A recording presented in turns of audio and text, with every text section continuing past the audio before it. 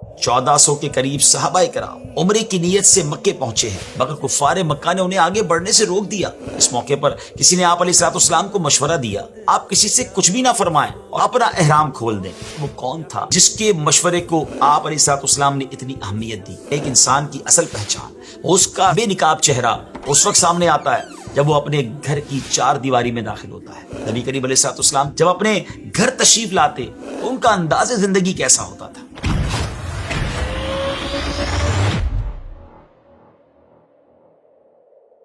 السلام علیکم ورحمۃ اللہ وبرکاتہ۔ ناظرین، ذرا اس منظر کا تصور کیجئے۔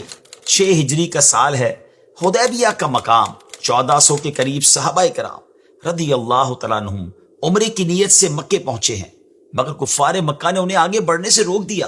آخرکار صلح حدیبیہ کا معاہدہ ہوا، جس کی ایک شرط یہ تھی کہ مسلمان اس سال عمرہ کیے بغیر واپس لوٹ جائیں۔ یہ شرط صحابہ کرام علیہ رضوان پر بہت گراں گزری، ان کے دل غم سے بھر گئے۔ اب ایسی صورتحال میں عمرہ کرنے کا کوئی امکان نہیں تھا، مگر صحابہ کرام عمرے کے احرام میں موجود تھے۔ اب قربانی اور حلق کر کے احرام کھولنا تھا، لیکن صحابہ میں غم، صدمے اور شدید جذبات کی ایسی کیفیت تھی کہ وہ اس حقیقت کو قبول نہیں کر پا رہے تھے۔ اس موقع پر کسی نے آپ علیہ الصلوۃ والسلام کو مشورہ دیا کہ یا رسول اللہ علیہ الصلوۃ والسلام، آپ کسی سے کچھ بھی نہ فرمائیں اور خود اپنی قربانی ذبح کر کے اور حلق کروا کر اپنا احرام کھول دیں۔ پیارے آقا علیہ الصلوۃ والسلام نے مشورہ قبول فرمایا اور ایسا ہی کیا، جسے دیکھ کر تمام صحابہ کرام نے بھی اپنی اپنی قربانیاں کر کے اور ایک دوسرے کا حلق کر کے احرام کھول دیا۔ سوال یہ ہے کہ وہ کون تھا کہ جس کے مشورے کو آپ علیہ الصلوۃ والسلام نے اتنی اہمیت دی؟ یہ جانیں گے آج کے ایپیسوڈ میں۔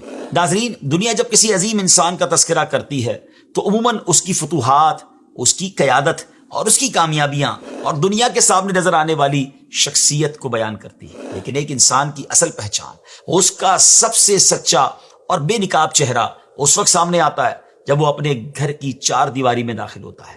نبی کریم علیہ الصلوۃ والسلام کو ہم کامیاب ترین انسان، بے مثال سپہ سالار، عادل و رحم دل حکمران اور پوری انسانیت کے بہترین معلم کی حیثیت سے تو خوب جانتے ہیں، لیکن کیا ہم نے کبھی سیرت طیبہ کے اس حسین پہلو پر بھی غور کیا ہے کہ وہی ہستی جس کے سامنے عرب و عجم کے بڑے بڑے سردار سر تسلیم خم کر دیتے تھے، جب اپنے گھر تشریف لاتے تو ان کا انداز زندگی کیسا ہوتا تھا؟ ناظرین، تاریخ گواہ ہے کہ جس طرح پیارے آقا علیہ الصلوۃ والسلام گھر سے باہر ہر انسان کے لیے بے مثال تھے، اسی طرح گھر کے اندر بھی آپ علیہ الصلوۃ والسلام کا کردار اپنی مثال آپ تھا۔ آپ علیہ الصلوۃ والسلام نے اپنی ازواج مطہرات کے ساتھ محبت، شفقت، حسن اخلاق اور حسن معاشرت کا ایسا روشن اور عملی نمونہ قائم فرمایا جس کی مثال تاریخ انسانیت میں کہیں نہیں ملتی۔ جب آپ علیہ الصلوۃ والسلام گھر تشریف لاتے تو اپنے کپڑے خود سی لیتے، اپنے جوتے کی مرمت فرما لیتے، گھر کے کاموں میں ہاتھ بٹاتے اور اپنی ازواج مطہرات رضی اللہ تعالیٰ عنہن کے ساتھ محبت، نرمی، خوش اخلاقی اور کبھی خوشگوار مزاح کے ساتھ وقت گزارتے۔ رحمت عالم علیہ الصلوۃ والسلام کی شخصیت کا یہ گھریلو پہلو ہر شوہر، ہر باپ اور ہر گھر کے فرد کے لیے بہترین رول ماڈل ہے۔ ناظرین، ایک شوہر پر بیوی کے حقوق میں سے بنیادی حق یہ ہے کہ وہ اپنی بیوی کے رہنے، سہنے، کھانے پینے اور پہننے کا مناسب ارینجمنٹ کرے۔ ہمارے پیارے آقا علیہ الصلوۃ والسلام جب مدینہ منورہ تشریف لائے تو مسجد نبوی کے ساتھ ہی آپ نے ازواج مطہرات رضی اللہ تعالی عنہن کے لیے گھر بنوائے۔ بیوی کے حقوق میں دوسرا اہم حق اس کے ضروری اخراجات، اس کے ایکسپنسز ہیں۔ اگر ہم آپ علیہ الصلوۃ والسلام کی پرسنالٹی کو دیکھیں تو آپ توکل کے اعلیٰ ترین مرتبے پر تھے۔ آپ اپنے لیے کچھ بچا کر رکھنا اور سیونگ کرنا پسند نہیں کرتے تھے، مگر اپنے فیملی ممبرز کے حوالے سے آپ کا طریقہ یہ تھا کہ آپ فتح خیبر کے بعد ان کے لیے پورے سال کا راشن جمع فرما دیتے ہیں۔ البتہ ازواج مطہرات کی سخاوت، صدقہ و خیرات سے محبت اور اللہ پاک پر کامل بھروسے کی وجہ سے یہ راشن اکثر سال مکمل ہونے سے پہلے ہی ضرورت مندوں میں تقسیم ہو جاتا، جس کے بعد گھروں میں تنگ دستی اور بعض اوقات فاقے کی کیفیت بھی آ جاتی۔ لیکن ان حالات میں بھی اس گھر سے شکوہ نہیں، شکر کی آواز بلند ہوتی ہے۔ یہی وہ گھر تھا جہاں دنیا کی سب سے عظیم ہستیاں رہتی تھیں، مگر دنیا کی آسائشوں سے زیادہ آخرت کی کامیابی کو ترجیح دی جاتی تھی۔ ناظرین، ہمارے پیارے آقا علیہ الصلوۃ والسلام اپنی ازواج کے ساتھ نہایت اچھا برتاؤ کرتے تھے۔ آپ کا فرمان ہے، تم میں سے بہتر وہ ہے جو اپنے گھر والوں کے ساتھ بہتر ہو، اور میں اپنے گھر والوں کے ساتھ تم سب سے بہتر ہو۔ یہ صرف ایک نصیحت نہیں تھی بلکہ آقا علیہ الصلوۃ والسلام کی پوری زندگی اس فرمان کی عملی تفسیر تھی۔ پیارے آقا علیہ الصلوۃ والسلام کی عدل پسندی کا اندازہ اس بات سے بھی لگایا جا سکتا ہے کہ آپ جس زوجہ کے ہاں بیمار ہوئے اور جس بیماری میں ظاہری طور پر وصال فرمایا، اس بیماری میں بھی سیدہ عائشہ رضی اللہ تعالیٰ عنہ کے ہاں رہنے کے لیے باقی ازواج سے اجازت طلب کی۔ آقا علیہ الصلوۃ والسلام کی سیرت کا یہ روشن پہلو ہمیں بتاتا ہے کہ حقیقی عظمت صرف بڑے فیصلے کرنے میں نہیں بلکہ اپنے قریب ترین رشتوں کے حقوق ادا کرنے میں بھی ہے۔ ناظرین، ہسبینڈ وائف کے رشتے کو جو چیز سب سے زیادہ مضبوط کرتی ہے وہ ایک دوسرے سے محبت کرنا ہے۔ آپ علیہ الصلوۃ والسلام اپنی ازواج سے بے پناہ، جی ہاں، بہت محبت فرماتے تھے اور اس کا اظہار بھی فرماتے تھے۔ حضرت خدیجہ رضی اللہ تعالیٰ عنہ کے بارے میں آپ نے فرمایا مجھے ان کی محبت عطا کی گئی ہے۔ ایک دفعہ نبی پاک علیہ الصلوۃ والسلام نے سیدہ عائشہ سے فرمایا کیا تم اس بات پر راضی نہیں کہ تم دنیا اور آخرت میں میری زوجہ ہو؟ آپ نے عرض کی کیوں نہیں؟ خدا کی قسم میں راضی ہوں۔ آپ نے فرمایا تو تم دنیا اور آخرت میں میری زوجہ ہو۔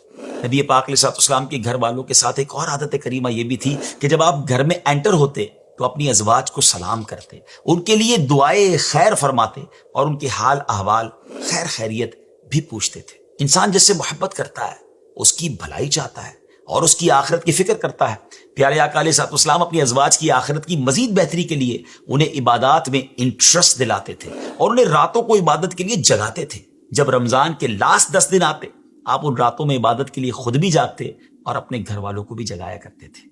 پیارے آقا علیہ الصلوۃ والسلام گھر والوں کے ساتھ اچھا ریلیشن برقرار رکھنے کے لیے ان سے ایڈوائز، جی ہاں، ان سے مشورے بھی لیتے تھے، جبکہ آپ خود تمام لوگوں میں سب سے زیادہ عقل مند اور درست رائے رکھنے والے تھے۔ صلح حدیبیہ کے موقع پر حضرت ام سلمہ رضی اللہ تعالیٰ عنہ کے مشورے اور اسٹریٹجی نے بہت بڑا کردار ادا کیا۔ آپ رضی اللہ تعالیٰ عنہ نے نبی پاک علیہ السلام کو یہ مشورہ دیا کہ یا رسول اللہ، آپ کسی سے کچھ بھی نہ فرمائیں، خود اپنی قربانی ذبح کر دیجئے، اپنا حلق کروا کر اپنا احرام کھول دیں۔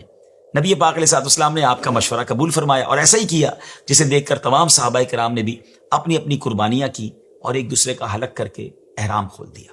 ناظرین، پیارے آقا علیہ السلام کی بے شمار ذمہ داریوں اور مصروفیات کے باوجود آپ نے تمام ازواج مطہرات کو ان کے حقوق دیے اور اپنی مصروفیات کو ان کے حقوق کے درمیان حائل نہ ہونے دیا۔ آپ جس طرح اپنے صحابہ کے ساتھ خوش طبعی فرماتے اور مسکراتے تھے، ایسے ہی اپنے گھر والوں کے ساتھ بھی پیش آتے، لیکن آپ کے مزاح میں حق اور سچ بات کے سوا کچھ نہ ہوتا تھا۔ حضرت انس بن مالک رضی اللہ تعالیٰ عنہ فرماتے ہیں کہ رسول اللہ علیہ السلام لوگوں میں سب سے بڑھ کر اپنی ازواج کے ساتھ خوش طبع تھے۔ ناظرین، ذرا سوچیں، ایک ایسی شخصیت جو پوری امت کی قیادت کر رہی ہو، جس کے کندھوں پر ریاست کے بڑے بڑے فیصلے ہوں، جنگ و امن کی پالیسیاں ہوں، وفود کا استقبال ہو اور وہی کا سلسلہ بھی جاری ہو، کیا ایسی عظیم شخصیت کے پاس وقت ہوگا کہ وہ اپنی زوجہ محترمہ کی دلچسپیوں اور دل کی باتوں کو بھی توجہ اور محبت سے سنے؟ ہمارے کریم آقا علیہ السلام کی سیرت کا یہ وہ عظیم پہلو ہے جو آپ علیہ السلام کو ہر دور کے رہنماؤں سے ممتاز کرتا ہے۔ امت کے امور اور ریاست کے معاملات کو آپ علیہ السلام نے کبھی بھی اپنی ازواج کے ساتھ لطف و کرم میں آڑے نہیں آنے دیا۔ یہی وہ توازن ہے جس کی آج ہر گھر کو ضرورت ہے کہ باہر کی مصروفیات چاہے کتنی ہوں، اہم ہوں، گھر میں موجود رشتے کی قیمت کم نہیں ہونی چاہیے۔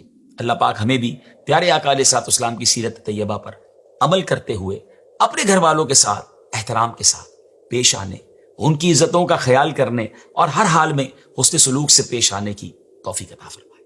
صلو علی الحبیب صلی اللہ تعالی علی محمد صلی اللہ علیہ وسلم۔